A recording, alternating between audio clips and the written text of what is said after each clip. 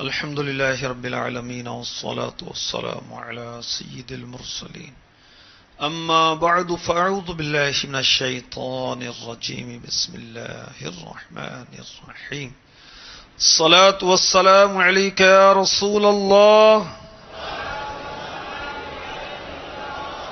وعلى آلك وأصحابك يا حبيب الله الصلاة والسلام عليك يا نبي الله وعلى آلك وأصحابك يا نور الله.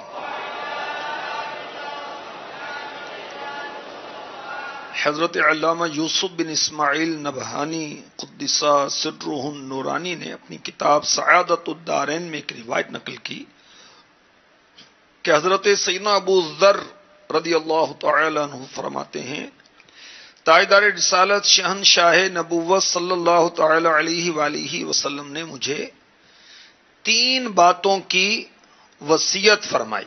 نمبر 1، میں سفر و حضر میں، حضر یعنی گھر میں سفر و حضر میں نماز چاشت پڑھتا رہوں.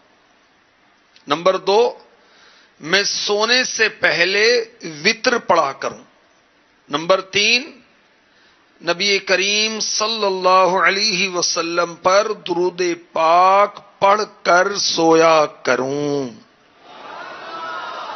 3 باتوں کی ہمارے آقا صلی اللہ علیہ وسلم نے وصیت فرمائی. نمبر 1 کہ سفر و حضر میں نماز چاشت کی ادائیگی کرتے رہنا. نمبر 2، سونے سے پہلے وتر پڑھ کر سونا. اور نمبر 3، نبی پاک کی ذات بابرکات پر درود شریف پڑھ کر سونا. صلو علی الحبیب صلی اللہ تعالی علی محمد وعلی آلہ وصحبہ وبارک وسلم. جنت میں لے کے جائے گی یہ بھائیو نماز کے آج کے سلسلے میں ہم پارہ 10 سورہ توبہ کی آیت نمبر 18 اس سے حاصل ہونے والے مدنی پھول، بالخصوص آج مسجد سے محبت، مسجد کو آباد کرنا، مسجد کو تعمیر کرنا اور نماز کے تعلق سے حدیث پاک، نماز کی بشارت، اور انشاءاللہ اس کے علاوہ بھی سنیں گے. بعض نماز بھی پڑھتے ہیں، گناہ بھی کرتے ہیں. یہ کس وجہ سے ہوتا ہے؟ حالانکہ نماز تو بے حیائی اور برے کاموں سے بچاتی ہے. انشاءاللہ عز و جل یہ بھی آج کے سلسلے میں عرض کیا جائے گا. پارہ 10 سورہ توبہ کی آیت نمبر 18 میں ارشاد ہوتا ہے انما يعمر مساجد اللہ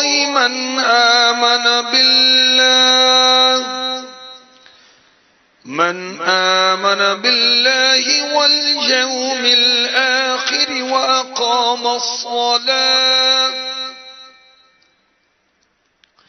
وأقام الصلاة وآتى الزكاة ولم يخش إلا الله فعسى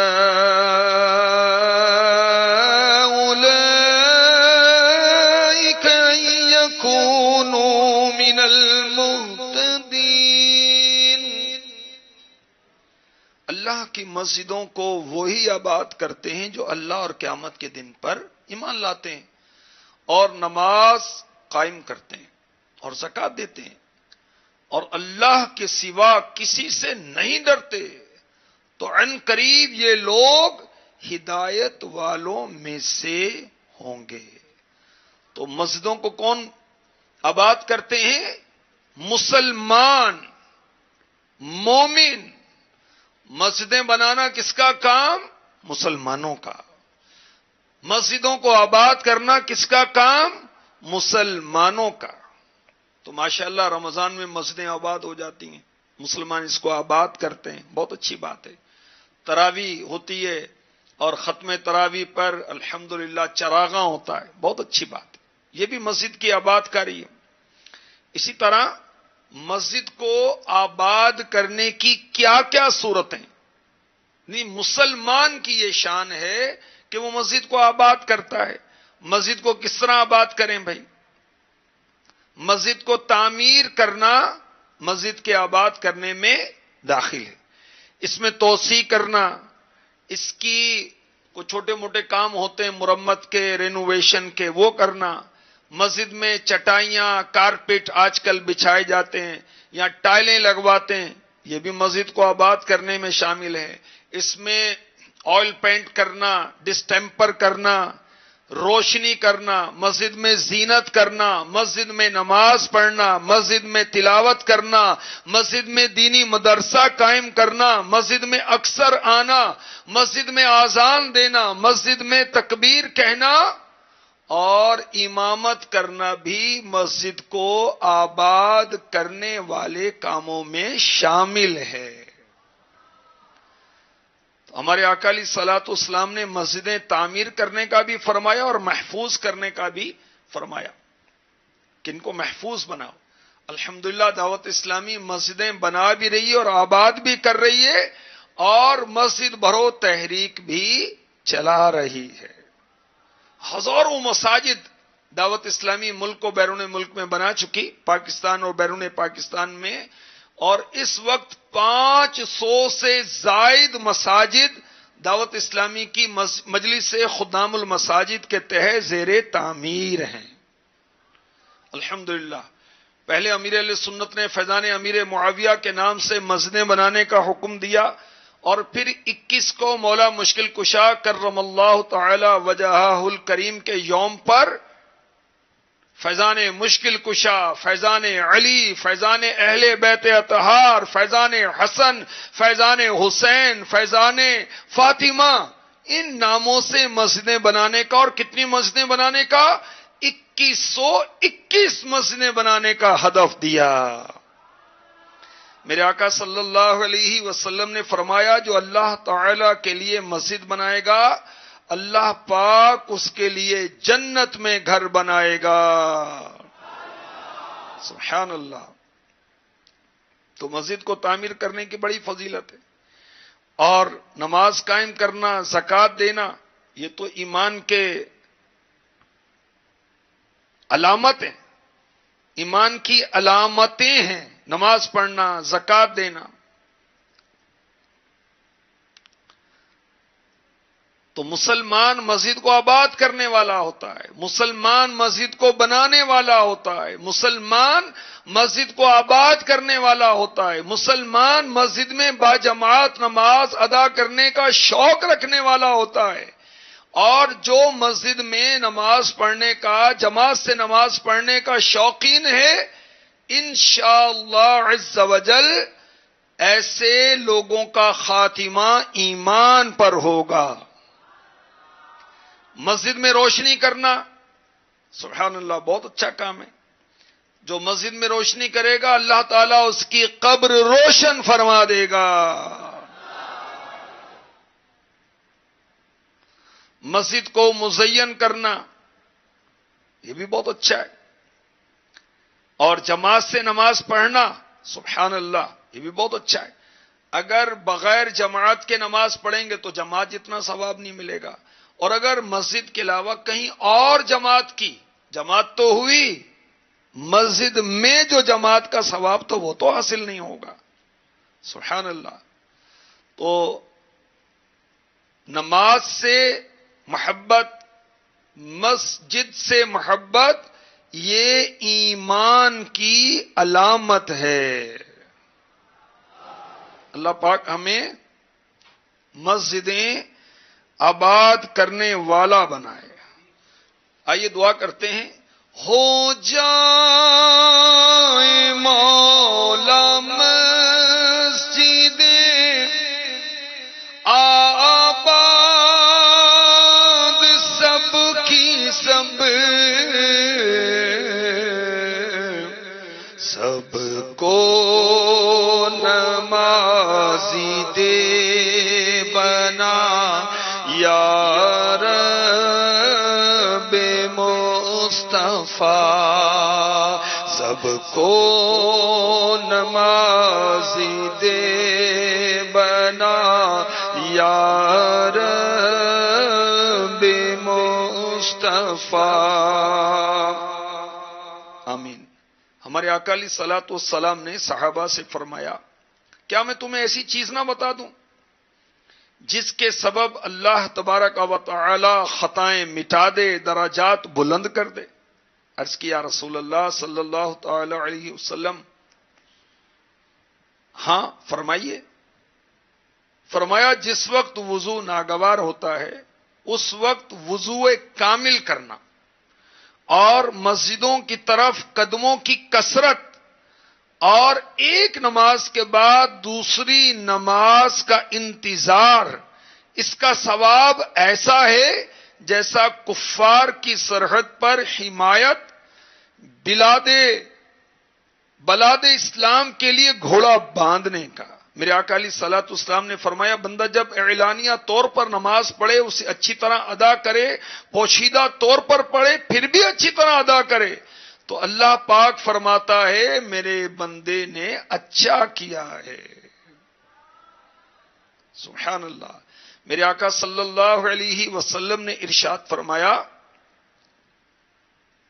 اللہ تعالیٰ فرماتا ہے میرے فرض کردہ احکام کی بجا آوری کے بغیر بندہ میرے عذاب سے چھٹکارا نہیں پا سکتا. میرے آقا علیہ الصلوۃ والسلام کے آزاد کردہ غلام حضرت ثوبان رضی اللہ تعالی عنہ سے ملاقات ہوئی حضرت معدان کی رضی اللہ تعالی عنہ. کہا کہ آپ مجھے کسی ایسے عمل کی خبر دیں کہ اس کے سبب اللہ تعالیٰ مجھے جنت میں داخل فرما دے. تو وہ خاموش رہے.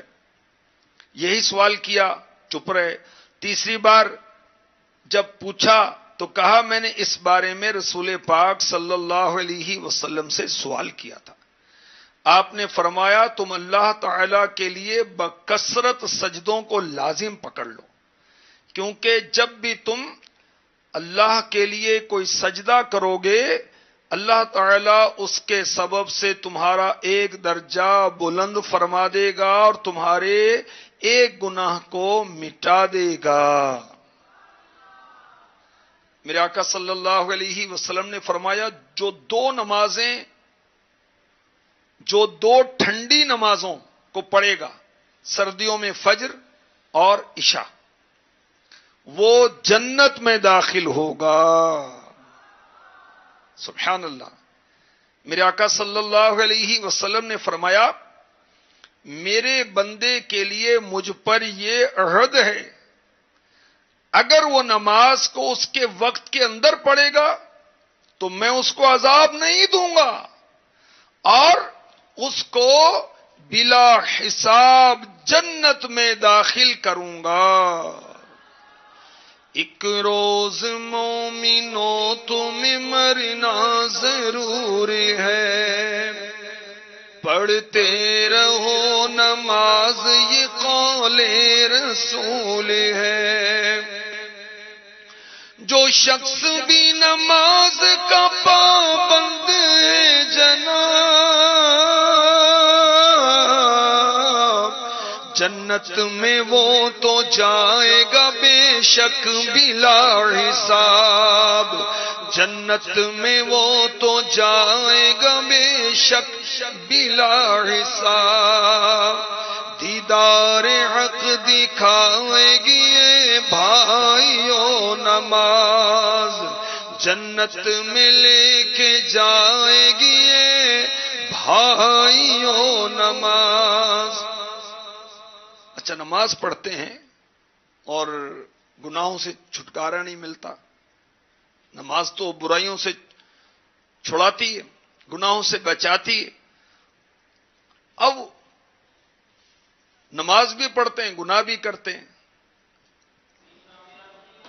اس کے بارے میں ہمیں یہ سمجھایا گیا کہ جب بندہ نماز پڑھتا ہے تو اس کے اعضاء گناہوں سے رکے رہتے ہیں.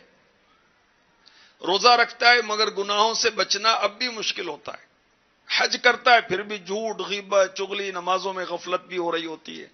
مگر جب بندہ نماز پڑھتا ہے اس کے سارے اعضاء کنٹرول میں ہوتے ہیں. اور یہ بھی بتایا گیا کہ برائی سے روکنا نماز کی تاثیر ہے. اگر پانی پی کر کسی کی پیاس نہیں بجھتی تو پانی کا قصور نہیں ہے، پینے والے کو کوئی مرض ہے، کوئی مسئلہ ہے اس کو. اور یہ بھی کہا گیا کہ جو نماز بے حیائی اور گناہوں سے روکتی ہے، یہ وہ نماز ہے جو مقبول ہو جائے، جو ظاہری اور باطنی شرائط کے ساتھ پڑھی جائے. نماز کی باطنی شرائط جو ہیں احیاء العلوم جو مکتبۃ المدینہ کی شائع ہوئی اس کی پہلی جلد میں تفصیل کے ساتھ ان کو پڑھیں گے اور اس کے مطابق نماز پڑھیں گے پھر تو مزہ آ جائے گا. اللہ پاک ہمیں پکا نمازی بنا دے. آمین بجاہ النبی الامین. آئیے دعا کرتے ہیں. اللهم اجعلنا قائمين صلاة تكون سببا لرضوانك يا رحمن والغفران ودخول الجنان وانقاذ من النيران. اے اللہ پاک ہمیں نماز قائم کرنے والا بنا، ایسی نماز جو تیری رضا اور بخشش کا ذریعہ بنے اے رحمان، جو ہمیں جنت میں داخل کرائے اور آگ سے بچائے. آمین بجاہ النبی الامین صلی اللہ تعالی علیہ وسلم.